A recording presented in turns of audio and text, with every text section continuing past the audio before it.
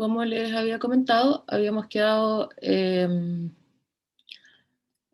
debe con la parte de hoy, la metagénesis, en particular con la parte del óvulo. En el ovario no solo va a ir desarrollándose el óvulo, sino que vamos a hablar del desarrollo del folículo. El folículo va a ser este óvulo, pero también considerando las células que lo van a rodear, que son las células foliculares. Como se acordarán, durante el desarrollo embrionario empezaba la primera meiosis, pero quedaba detenida hasta que volviera a reactivarse el desarrollo folicular con ¿cómo se llama esto? Con la pubertad, ¿cierto?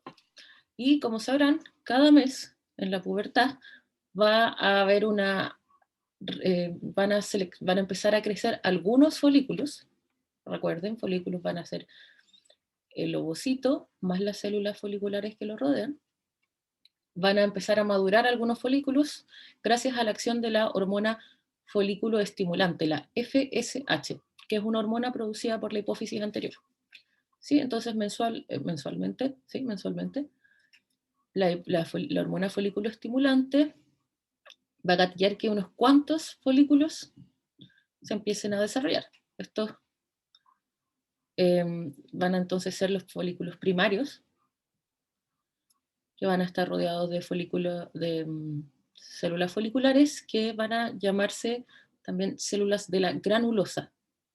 Las células de la granulosa van a mantener nutrido al folículo y van a inducir el desarrollo del ovocito, ¿sí? Son estas células que primero van a ser una única capa de células, pero a medida que transcurra el ciclo menstrual o el ciclo ovárico, van a empezar a multiplicarse, generando una capa multiestratificada, ¿sí? Estas células además van a estar produciendo estrógenos. Entonces, esa producción de estrógeno asimismo va a ir induciendo los cambios asociados al ciclo menstrual. Como se fijan, a medida que va aumentando la cantidad de células de la granulosa, también vamos a ver una mayor producción de estrógenos. Por eso vamos a ir viendo que las hormonas ováricas, en particular los estrógenos, van a ir aumentando. ¿Sí? A medida que va a ir pasando los primeros 14 días del ciclo menstrual, estas células como les decía, las células de la granulosa van creciendo, el folículo todavía sigue detenido, y se empieza a producir una zona, una matriz extracelular bien característica del óvulo mamífero, que es llamada la zona pelúcida. La zona pelúcida es una matriz extracelular con muy rica en muchas glicoproteínas. Entonces ya empieza a aparecer la zona pelúcida, y además van a adherirse células del tejido conectivo por alrededor de las células de la granulosa, que van a ser llamadas las células que se ve acá, que son las células de la teca. Las células de la teca van a tener receptores para otra hormona gonadotrópica, es decir, otra hormona producida por la hipófisis, que es la hormona luteinizante. ¿Sí? Y a medida que va a seguir avanzando el ciclo, las células de la granulosa van a empezar a secretar fluidos, y esos fluidos van a generar una cavidad que se llama la cavidad antral, o el antrum. Esa cavidad antral va a ir creciendo, o acá se ve con mayor detalle, como recordarán. Ese también se le llama el folículo de Graf, y se llama ya también el o folículo antral, porque tienen antro. Esa cavidad va a ser importante porque va a estar relacionada con la salida del folículo o del ovocito hacia el exterior. Ahora, como decíamos,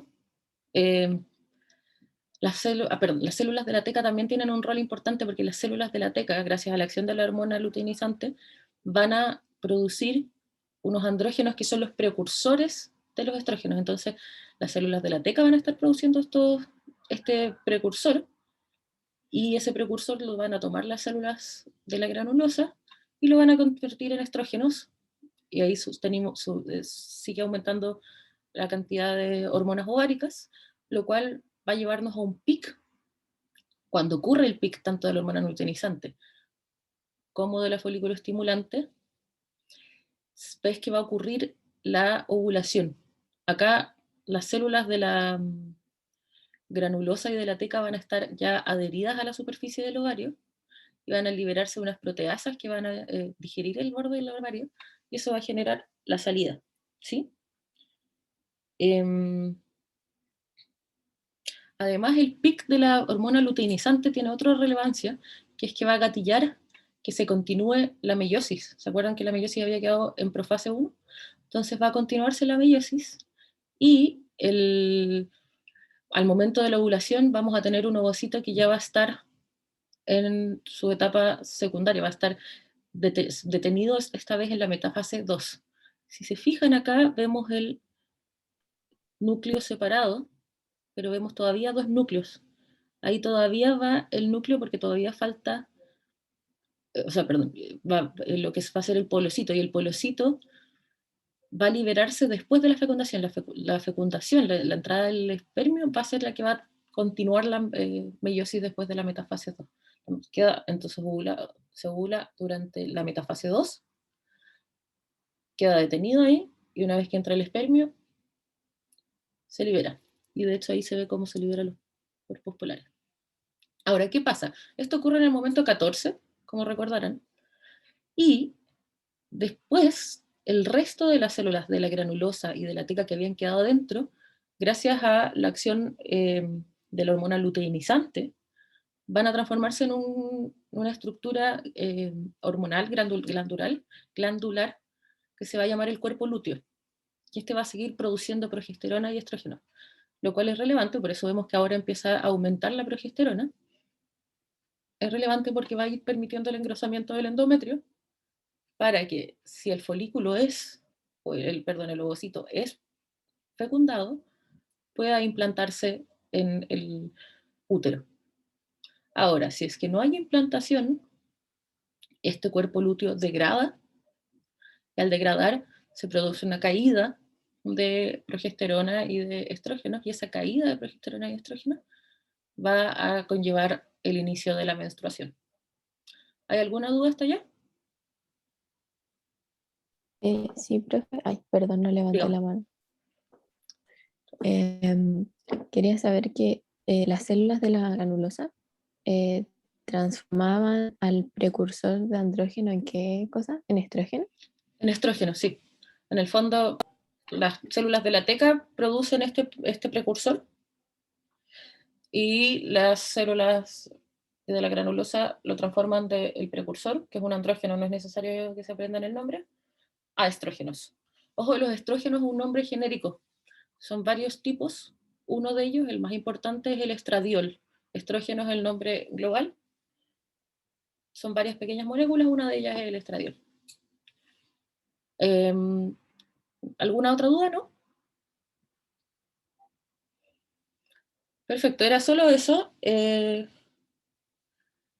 Vamos entonces a... Ah, Carla, sí. Profe, que era lo que rompía, no sé qué, ahí en esa Ah, el imagen. borde del ovario, en el fondo lo que vamos a tener es que cada vez más se van a ir produciendo más líquido, más líquido, más líquido, ¿cierto?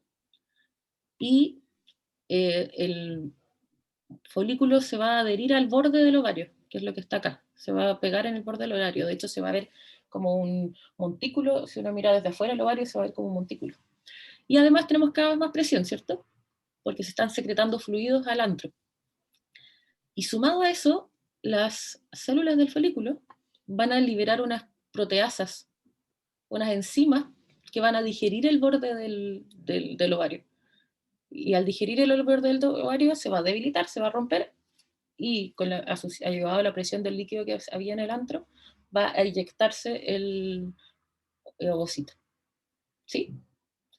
Y de hecho, algo relevante para la clase que viene es que si se fijan, no sale el ovocito solo, sino que de hecho se va con un poco de células de la granulosa, lo cual va a ser importante para la clase que vamos a empezar ahora. Entonces lo que se eyecta es el ovocito sumado a la célula de la granulosa, y de hecho acá vemos la zona pelúcida, que también va a ser muy importante. ¿Quedó claro?